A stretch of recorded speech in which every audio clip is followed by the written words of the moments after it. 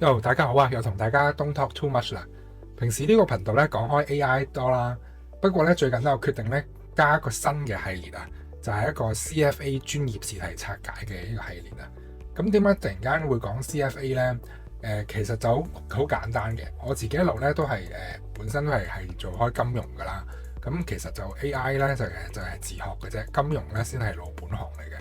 咁咧小弟就有呢個 CFA 呢個 Chartered Financial Analyst 特許金融分析師嘅專業資格啦。咁就係靠自學考翻嚟嘅，咁一剔過嘅三個 level 都係剔過咁樣嘅。咁咧就想同大家一齊咧，藉住呢個頻道嘅一個機會咧，同大家一齊咧去同大家拆解 CFA 入邊嘅專業試題。最主要點解會講到 CFA 咧？就係因為咧，其實咧 CFA 咧，我哋講無論係講 AI 嘅應用啦，或者交易策略或者市場分析啦，都係建基於紮實嘅金融知識之上嘅。咁所以咧，由呢個 CFA 呢個知識金融知識做基礎咧，先至可以更加有效咁樣去運用呢個 AI 嘅。咁而且 CFA 佢唔係淨係一場考試，而係佢涉及到可以話係幾全面嘅金融嘅領域上面嘅知識啦，直接連結到投資嘅決策同埋數據分析嘅思維。咁咧對於從事交易或者金融研究嘅人咧，就尤其具參考價值啊。咁我咧就會逐題去拆解啦。咁逐題拆解嘅時候咧，就去分析正確同埋錯誤嘅 option 背後嘅原因係啲乜嘢，同埋深入探討咧實際場景當中應用嘅。而呢個系列適合咩人咧？當然，如果你係咁啱又係準備 CFA 嘅話咧，咁就最啱啦，就係直接就係可以套用落去呢個準備考試上面啦。咁如果唔係嘅話咧，其實咧如果你係追求深度理解嘅一啲金融概念嘅，唔係淨係死記答案嘅，唔係淨係人哋講乜就乜嘅，而係想追求深度理解嘅，呢個系列都會適合你嘅。而如果你係對交易或者對 AI 金融有愛好嘅話咧，就更加適合啦。咁今日首先為大家帶嚟嘅咧就係300hours.com 佢網上面所擺嘅 CFA Level 1嘅模擬試題啦。咁咧嗰個你可以喺 video description 入邊咧可以揾到嗰個詳細嘅嗰個連結嘅，就可以去 link to 嗰個試題嘅。咁好啦，咁我哋開始咯喎。咁咧第一條啦 ，fixed income bond 啊。咁好啦，咁講關於 bond 咧，佢呢度就係問咧 ，which of the following actions 咧 would likely cause 個 bond price to be less sensitive to a small parallel shift in the benchmark yield curve 啊？即係話啲乜嘢以下嘅 action 咧，會最有可能令到個 bond price 冇咁對於外圍嘅息口嘅波動咁敏感啊。咁呢個咧就係牽涉到其中一個好重要嘅 concept，就係講緊duration 啦。咁 duration 咧呢一樣嘢咧就係講緊關於個 bond price 佢入邊佢所包含住嗰個隱含住嘅年期有幾長啊。咁好啦，咁而呢個有記住嘅就係逢親個 bond price 咧，如果係個 duration 越高嘅話咧，咁即係話咧佢嗰個sensitivity to 外圍嘅息口咧就越大啊。咁即係話咧，如果係個 duration 越長嘅話咧，咁外圍息口一上嘅時候咧，咁個 bond price 就會跌得比較勁啦。咁呢個係個定律嚟嘅。咁其實呢一題就考緊呢一樣嘢啦。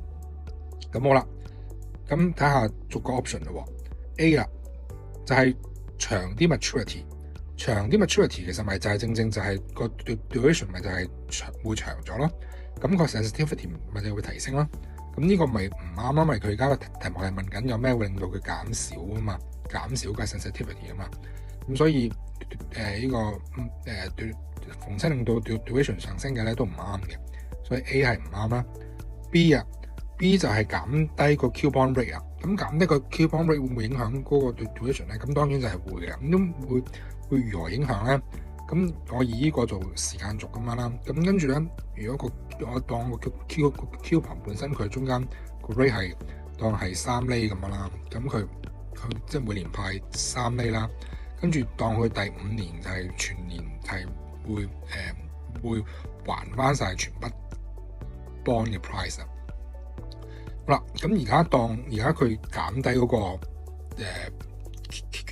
coupon rate 啊嘛，我當而家係腰斬佢得翻1% 啦。咁得翻1% 嘅時候咧，咁會如何影響個 bond 咧？你就會見到其實就嗰個 duration 其實就會上升嘅。點解咧？即係因為佢成個 bond 會比較大嘅比重會係聚落去最尾呢一格嗰度。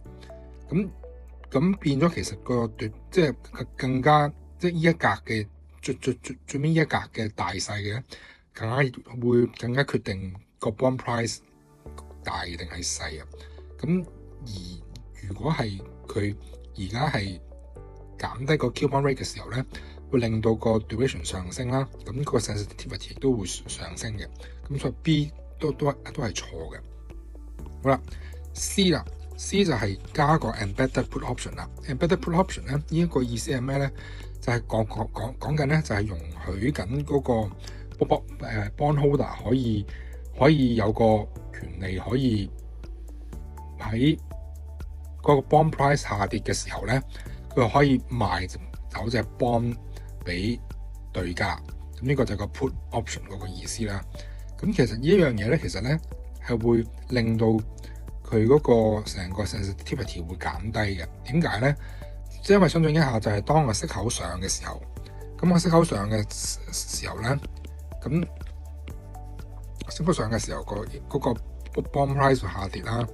咁 bond price 會下跌，咁但係佢因為佢源於佢有揸緊個 put option 啊嘛，咁所以佢有個可以賣走翻俾嗰個對家嘅權利，咁所以變咗其實嗰個 bond price 個下跌嘅幅度咧唔會咁大嘅，比起冇 option 嘅情況之下，咁所以變咗咧就其實就會冇咁 sensitive to 嗰個外圍息口嘅影響啦。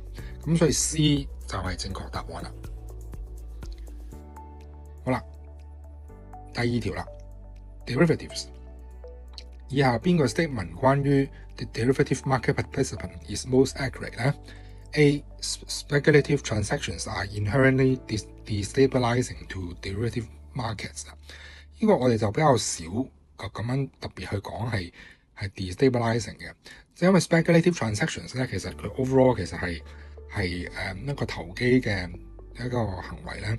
咁其實可以正可以負嘅，咁所以比較少講話佢係 inherently destabilizing 嘅。咁係啦 ，B 啦 ，speculative traders reduce the cost of modifying risk exposures in the derivative markets 咧。咁呢個係嘅，因為其實咧個 speculative traders 咧其實係為個 market 提供緊個流通量嘅。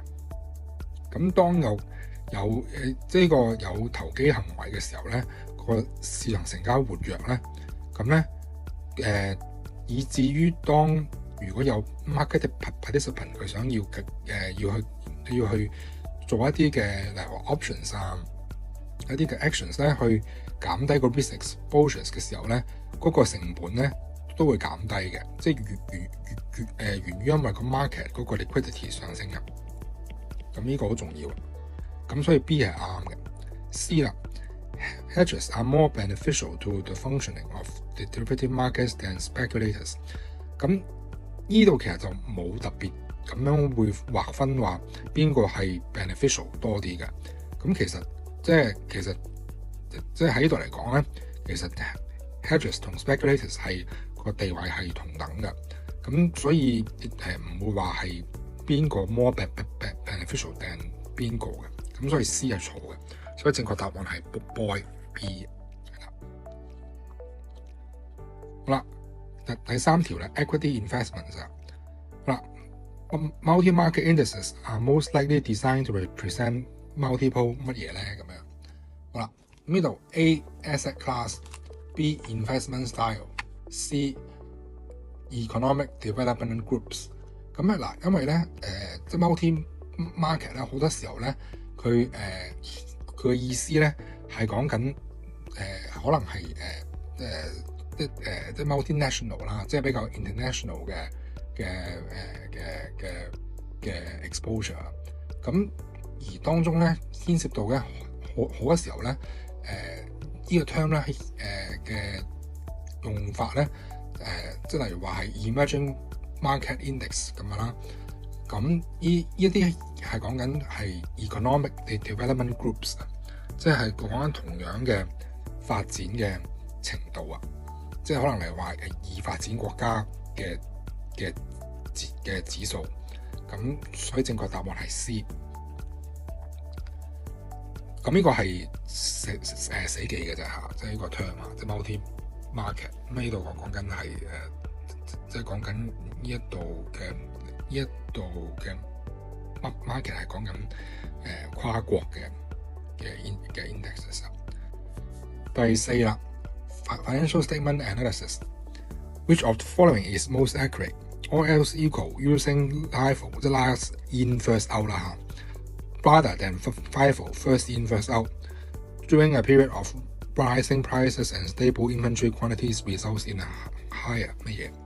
咁好啦，就係講緊一個正常一個通脹嘅環境 ，last in first out， 而唔係 first in first out 嘅影響會係啲乜嘢咧？會唔會影響 current ratio 咧？會唔會影響 operating profit margin 咧？定係 inventory turnover ratio 咧？嗱，其實咧，如果係當嗰個 rising prices 嘅時候咧，其實就係嗰個呢個即係 last in first out 咧，會導致嗰個 cost of goods sold 咧上升嘅。即係因為佢講緊賣嘅貨品出去嘅時候，講緊我係 assume 緊賣最新入嘅貨啊嘛。咁最新入嘅貨係最貴噶嘛。咁所以 cost of goods sold 係會上升噶。咁所以呢個 cost of goods sold over 呢個 average inventory 咧係就會上升嘅。呢個成個就會上升嘅。咁所以個就會令到 C inventory turnover ratio 會上升啦。反而咧調翻轉嚟講咧，如果係呢個嘅其他另外嗰兩個咧，其實就會反而會下跌嘅。因為 operating profit margin 咧就係講緊佢嗰個賣嘢嗰個盈利啦。咁我盈利咁即係因為 cost of goods sold 係會上升啊嘛，咁所以會夾低咗嗰個 operating profit margin 嘅。咁同時間都會夾低咗個 current ratio 嘅。咁所以 A 同 B 其實都係會下跌嘅，而唔係上升嘅。第五啦 ，alternative investments 啦。2 years ago, Blackridge Capital acquired Total Confectioners and took the company private. Today, Blackridge needs to access funds to expand its portfolio, but continues to believe in Total's aspect and does not want to cede any control over the company. Which of the following is most appropriate for Blackridge to pursue? 嗱，咁佢就想佢做呢個佢想要錢啦，但係同時之間佢咧就仍然相信間公司嘅前景，同埋重點係佢唔想 cede control， 即係唔想停止 control over the company 啊。咁如果咁嘅時候咧，其實咧乜嘢會係最有效咧？有啲乜嘢一定係唔啱嘅咧？就係 liquidation 啊。liquidation 咧就係簡單嚟講，就係將佢賣咗佢啦，套現啦。咁套現就完全就同佢想要 maintain 個 control 係相反啦。咁所以 A 係錯啦。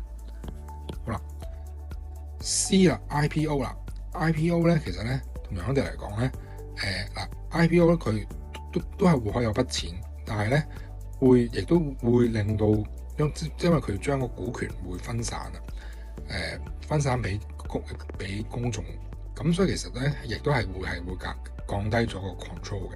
咁同埋嗰個就住未來嘅前景嘅 prospect 咧嘅正面影響都會減少嘅。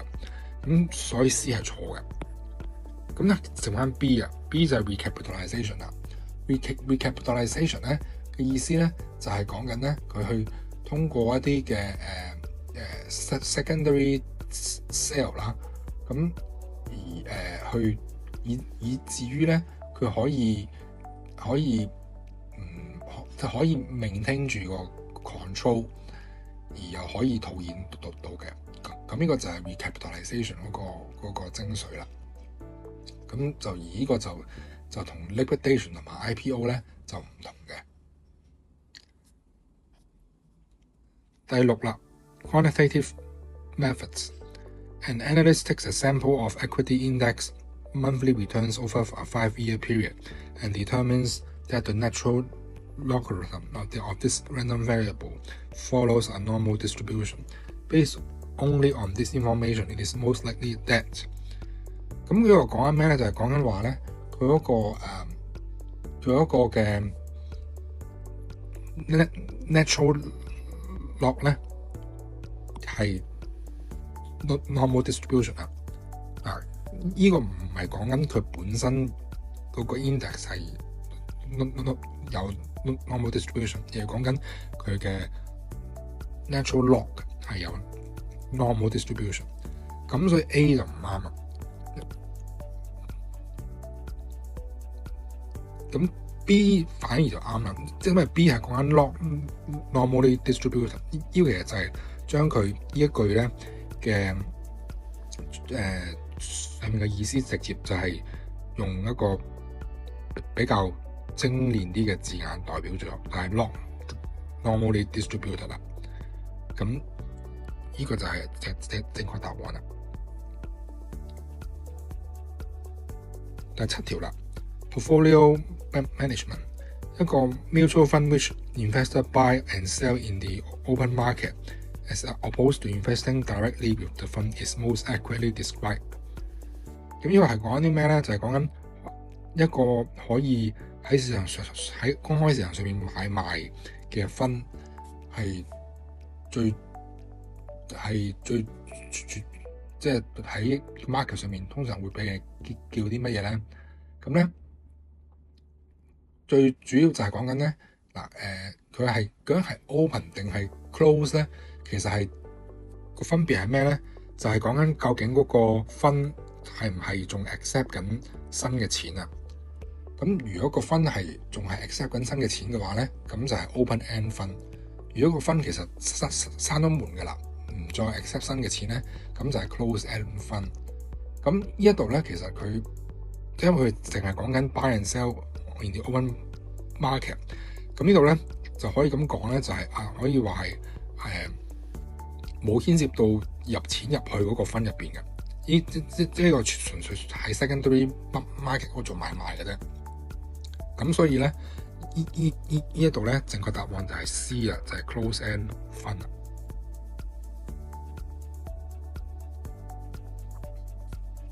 第8條 fixed income， 一個 bond 嘅 bid-ask spread is most likely used as a measure of 乜嘢咧？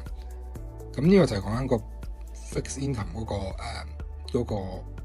個佢哋喺市場上面買賣個 bid-ask 係嗰個 spread 代表住係啲乜嘢？其實同股票一樣嘅啫，即係如果嗰個買賣價買得好闊嘅話，咁即係代表隻股票係咩嘢咧？就係嗰個即係流通性好低咯。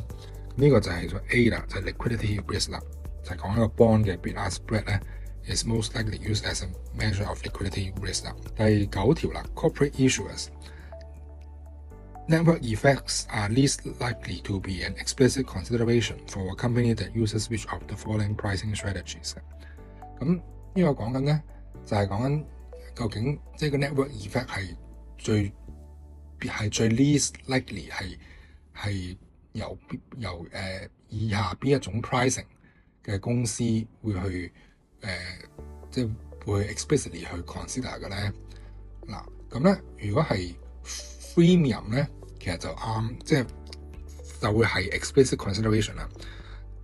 因為 Freemium 就係講緊佢有好多樣嘢係唔使錢，跟住之後淨係買一啲嘢要收錢，即係好似例如話 AA Stocks 咁樣一個睇股票嘅網站咁。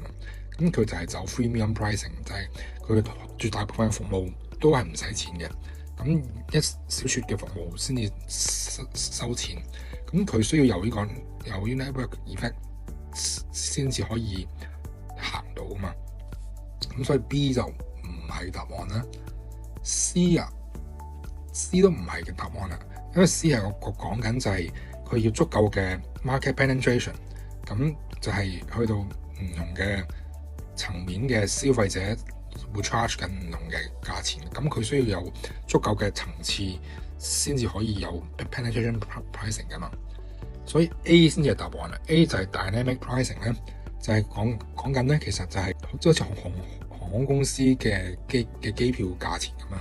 咁佢係 charge， 即係例如話星期二三買係平啲嘅，星期六日買係貴啲嘅。